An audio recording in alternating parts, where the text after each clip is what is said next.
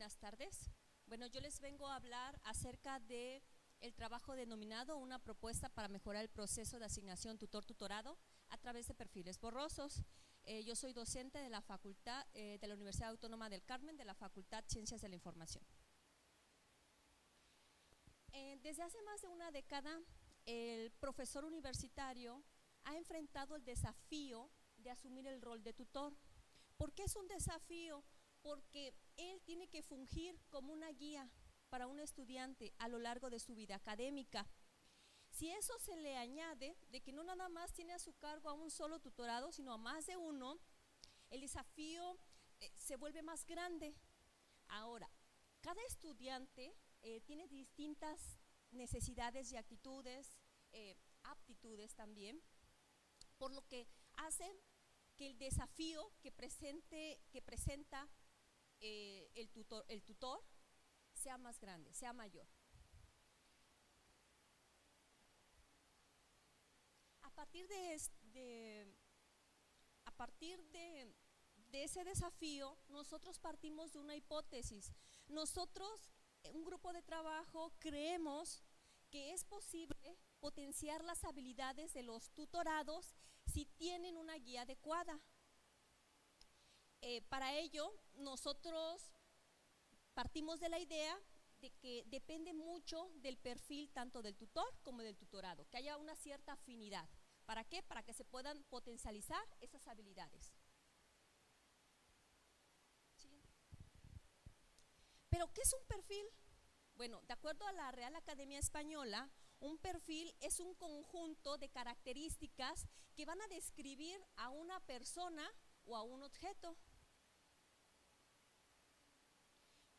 El modelo que se propone para la mejora de la asignación tutor-tutorado es el siguiente. Primero se obtienen los perfiles, se obtiene el perfil tanto del tutorado como del tutor. Posteriormente se hace la evaluación de las afinidades. Una vez que ya se tiene la evaluación de las afinidades, se hacen recomendaciones. Se van a recomendar como tutores aquellos los que tengan mayor afinidad con el estudiante. Bien. En la parte del tutor, había comentado anteriormente que un perfil es un conjunto de características. Por parte del tutor, nosotros solamente abarcamos dos características, la parte de docencia y la parte de investigación. En la parte de docencia se obtienen esos perfiles, el perfil de docente o perfil de investigador, en base a las evaluaciones que hacen los estudiantes cada semestre a sus profesores. En la parte de investigación se hace una evaluación del profesor en cuanto a los proyectos registrados, a la formación de recursos humanos, es decir, dirección de tesis, también proyectos registrados, etc. En la parte del tutorado únicamente se consideran tres características: la característica de capacidad cognitiva, la capacidad de liderazgo y la capacidad de emprendedor. ¿Cómo se obtienen esas características? Bueno, la capacidad cognitiva es en base a los resultados del examen de ingreso a la licenciatura. La capacidad de liderazgo, eso lo hacemos a través de test de evaluación. De igual manera, la capacidad de emprendedor. Bueno, en nuestra hipótesis nosotros hacemos uso de técnicas inteligentes, técnicas de inteligencia artificial. Para ello usamos lo que es la lógica borrosa. Bueno, a mediados de 1960, el profesor Loftzade propuso la lógica borrosa, la propuso como un formalismo para manejar la vaguedad e imprecisión que rige al razonamiento humano. Es decir, nosotros los seres humanos nos rigen lo que son las etiquetas lingüísticas, no los números. Nosotros cuando hablamos del clima decimos está caluroso, está templado, hace frío, no decimos hay un 99% de luz, no, nos rige. A todos los seres humanos tenemos mucha vaguedad en la forma en que pensamos. ¿Por qué hacemos uso de la lógica borrosa? Como ya había mencionado, la lógica borrosa nos va a permitir manejar la imprecisión que nos predomina como seres humanos. También se hace uso de la lógica borrosa, porque con la lógica borrosa pasamos de manera gradual de un estado a otro. Pasamos gradualmente de un estado caluroso a un estado fresco, de manera gradual, no de manera abrupta. Bueno, en un conjunto borroso existen pertenencias parciales, a diferencia de la lógica tradicional, que existen valores bivalentes, ¿sí? O valores booleanos. ¿Pertenece o no pertenece al conjunto? En la lógica borrosa no, en la lógica borrosa hay pertenencias parciales. Bueno, los conjuntos borrosos tienen asociados funciones de pertenencia. Esas tienen forma de figuras geométricas, pueden ser triángulos, trapecios, etc. Bueno, esa es la arquitectura de lo que se propone, de nuestra propuesta. Aquí tenemos al tutorado, el tutorado a través de ciertos test, ciertas evaluaciones, se va a obtener su capacidad cognitiva, su capacidad de emprendimiento o su capacidad de liderazgo. Una vez que ya se tienen esos resultados, se obtiene el perfil borroso del estudiante. ¿Por qué se le llama perfil borroso del estudiante? Porque esos resultados nosotros hacemos uso de la lógica borrosa para poder obtener afinidades. ¿Con quién? Con el tutor. Al tutor también, yo les había comentado que para poder obtener los perfiles del profesor también se le aplicaban ciertas encuestas, ciertos test de evaluación. También, una vez que se obtienen los perfiles del tutor, si está más enfocado a la docencia o si está más enfocado a la investigación, se obtiene su perfil borroso y se obtiene la afinidad. ¿Qué afinidad hay con ese estudiante? Manejamos afinidades del rango de 0 a 1, el 1 es más alto, el 0 es ninguno, no hay afinidad. Y se hacen recomendaciones. Con esa arquitectura es que por cada tutorado se le va a dar una afinidad, se le va a calcular la afinidad con todos los profesores de su facultad. Y en base a ello, dar recomendaciones. La base de conocimiento. Bueno, ¿qué es la base de conocimiento? La base de conocimiento es donde va a residir el conocimiento de un experto en el área, ¿sí? En este caso, nos apoyamos con un psicólogo que él nos dio un conjunto de ejemplos. Él decía que si la capacidad cognitiva es baja y la capacidad emprendedora es alta y el liderazgo es promedio, entonces el perfil que le corresponde a ese tutorado debe ser de investigación. ¿Por qué? Porque la capacidad emprendedora se refiere a la capacidad de innovación. Entonces, ¿qué mejor que lo oriente un investigador? Otro ejemplo, bueno, aquí pongo puntos suspensivos porque el experto dio una serie de ejemplos, muchos, yo bueno, aquí por cuestiones de espacio, nada más di dos. La otra es si la capacidad cognitiva es alta, la capacidad emprendedora es baja, igual la capacidad de liderazgo es bajo, entonces el perfil del tutor es más enfocado a la docencia. Bueno, esto es en base a nuestra facultad. ¿Por qué? Porque hay profesores que están más enfocados a la investigación y hay otros profesores que están más enfocados a la docencia. ¿Se puede regresar, por favor? La anterior. Bueno, ¿qué es eso? Yo les había comentado que hacemos uso de técnicas de lógica borrosa en el que en el lado derecho vemos triángulos, ¿sí?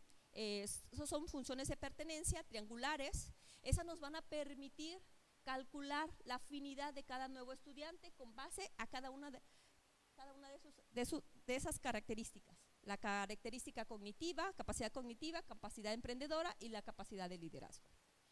El rango de cada conjunto, cada triángulo es un conjunto borroso que nos va a decir en qué medida un estudiante pertenece a la capacidad. El triángulo que está más a la izquierda es la capacidad cognitiva baja, el que está en el centro, capacidad cognitiva promedio, y el que está a la derecha es la capacidad cognitiva alta. Entonces, cuando venga un nuevo estudiante y tenga una capacidad cognitiva que no caiga exactamente en baja, promedio o alta, puede estar entre medio de dos, entonces nosotros vamos a calcular la afinidad de ese estudiante. Puede ser la capacidad medio alta, medio baja, o sea, ir de manera gradual. O sea, va a existir grados de pertenencia con bajo, promedio, etcétera. Igual con las demás características del estudiante. Siguiente, por favor. Bien. esta figura es la misma que la anterior, bueno, nada más aquí ya representada de una manera un poco más formal, ya con números. Bien, aquí tenemos un estudiante, yo le puse estudiante E1. El estudiante E1 tuvo, en su evaluación, tuvo un 85% de capacidad de emprendimiento. Tuvo 40 puntos en su capacidad de liderazgo y 990 puntos en el examen. Entonces, a ese estudiante, ¿qué tutor le pertenece? ¿O qué tutor se le recomienda? Bien, entonces nos vamos al perfil borroso del tutor. Bueno, aquí me equivoqué, es al revés, aquí es el tutor y acá arriba es el tutorado, lo siento. Aquí están las representaciones. Cuando digo representaciones borrosas son los triángulos. Los triángulos van a cada conjunto borroso va a tener un intervalo de valores. En este caso, la capacidad emprendedora está bajo, va de 0 a 90, el promedio va de 70 a 100, alto va de 140 a 190 y así sucesivamente. De la misma manera con el tutor. Van a existir rangos, valores, intervalos en donde va a caer. ¿Sí? Su desempeño es bajo, promedio o alto para cada una de las características. Bueno, una vez que tenemos esto, calculamos la afinidad. ¿Sí? En base al 85, vemos que el estudiante en capacidad de emprendimiento, el 85 cae en bajo, pero también cae en lo que yo les decía, cae bajo con promedio. ¿Sí? Entonces se calcula la afinidad, qué tanto cae en la afinidad de bajo y qué tanto cae con la afinidad promedio. Entonces, semipromedio. De la misma manera, se calculan para las tres. Se calcula la afinidad de ese estudiante en base a sus resultados, podríamos llamarle en qué clase cae. Una vez que ya calculamos, bueno, una vez que ya se calcula en qué, a qué grado de cada característica cae el tutorado, ahora sí se calcula la afinidad. Una vez que ya se tiene la afinidad, ya se le puede decir el perfil del investigador. ¿Sí? Bueno, para poder calcular la afinidad se utilizan técnicas básicas, muy básicas de la lógica de borroso. Son triángulos, semejanza de triángulos, muy sencillo, son cálculos muy sencillos. Y bueno, y una vez que ya se tiene la afinidad para este estudiante, vemos que él tuvo un punto 66, si lo pasamos a porcentaje sería el 66% de promedio, o sea, él pertenece, su capacidad emprendedora es promedio. Si vemos acá, de liderazgo es alta y su capacidad cognitiva es muy baja, punto 33, punto 22. ¿Sí? Por lo tanto, en base a los ejemplos que dio el experto, a ese estudiante le pertenece un tutor con un perfil de investigador. Bueno, ¿qué se concluye con esto? Bueno, la inteligencia artificial se ha aplicado de manera exitosa en el área de la educación. Un ejemplo de ello son los sistemas tutores, que son sistemas de software que apoyan al estudiante en su proceso de aprendizaje. Existen varios tipos de sistemas tutores para el apoyo del álgebra, para el apoyo de lenguajes de programación, para el apoyo del aprendizaje de sistemas manejadores de bases de datos, etc. Bueno, la utilización de técnicas de inteligencia artificial puede contribuir de manera significativa a lo que es el rubro de la tutoría, para automatizar ciertos procesos de la tutoría. En ese trabajo, con base a determinadas características, se obtuvieron perfiles tanto de tutores como de tutorados. En ese trabajo únicamente se evaluaron dos características del tutor. con 3 características del tutorado. Un tutorado puede tener muchas más características. Para este trabajo únicamente se tomaron en cuenta 3. Se propuso el uso de técnicas inteligentes para que nosotros podamos obtener la afinidad tanto del tutor como del tutorado. Que a partir de ese trabajo, a partir de ese trabajo se pueden derivar muchos otros. Esto, como yo les dije en un principio, se parte de una idea, una hipótesis, ¿sí? El siguiente paso es implementarlo. Para eso ya hay un tesista que va a implementar la parte de software para poderlo implementar en nuestra facultad únicamente, no a nivel institucional. Ahorita el siguiente paso es a nivel facultad y posteriormente ver los resultados, analizarlos